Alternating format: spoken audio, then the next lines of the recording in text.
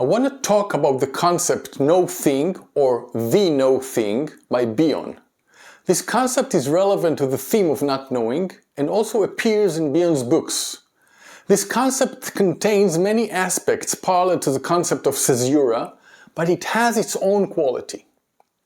We already met the no thing when we discussed the ability to tolerate frustration, about this initial sensation of contraction, actually somatic, when the baby finds the no breast, the sensation that exists due to the difference between preconception and what reality actually brings.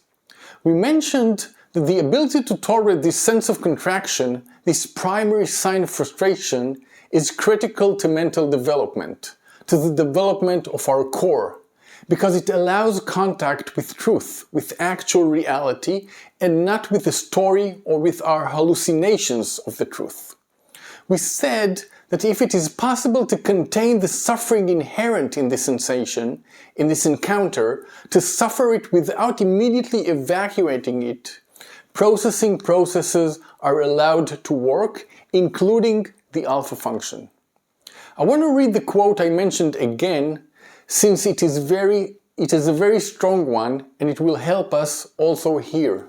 If its intolerance of frustration, the ability to withstand the no thing, reaches beyond a certain degree, omnipotent mechanisms come into operation.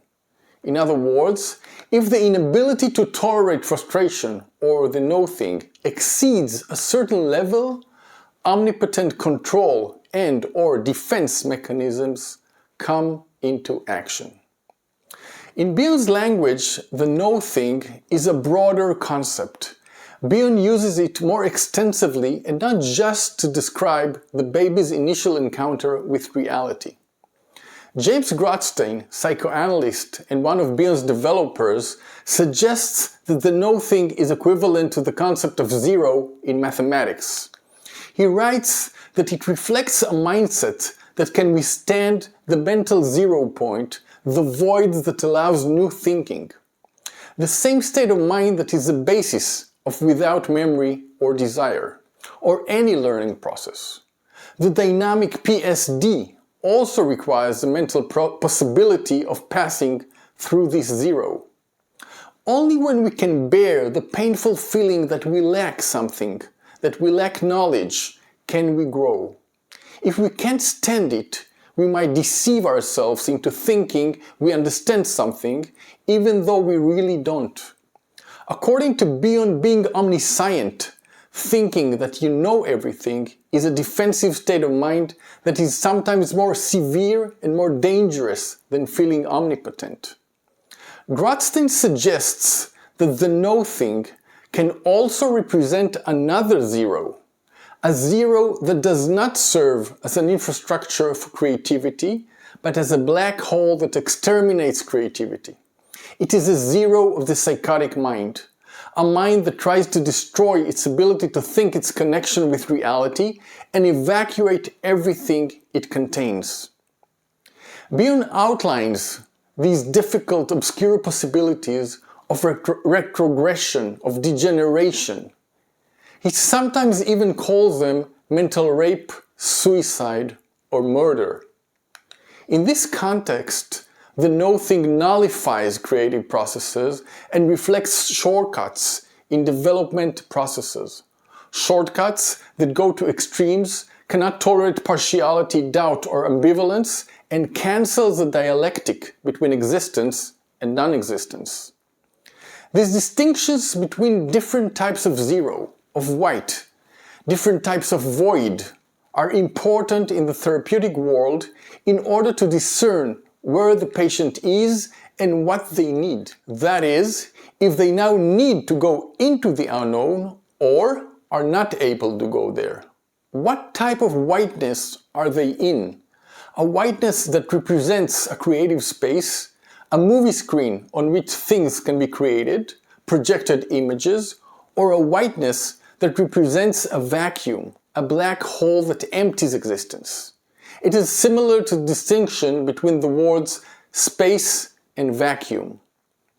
These distinctions are very important. there are patients who are not capable of being brought too close to null. This extinguishes them, and there are some who need us to help them make contact and bear the space, the breath. They develop from there. This distinction between two types of zero, or whiteness, of emptiness, is nicely referenced in an article by professor and psychoanalyst Dana Amir, where she discusses Andre Green's article, The Dead Mother. In this article, there are very important distinctions between an initial maternal presence that provides a white screen for the individual's creativity and symbolism, and a lack of an initial presence that can cause a hole in the screen on which creativity and symbolism aren't possible. Dana Amir writes, "The significant point in Green's theory is the moment in which the infantile subject can deny the presence of the mother in order to create her for itself as a background screen that enables its representations. The negative hallucination is therefore a framing structure, a white screen that constitutes the infrastructure for the appearance of representations. For this structural framework to emerge, the mother must be present with all her dedication, thus allowing the baby to erase her and generate the representation of her elimination.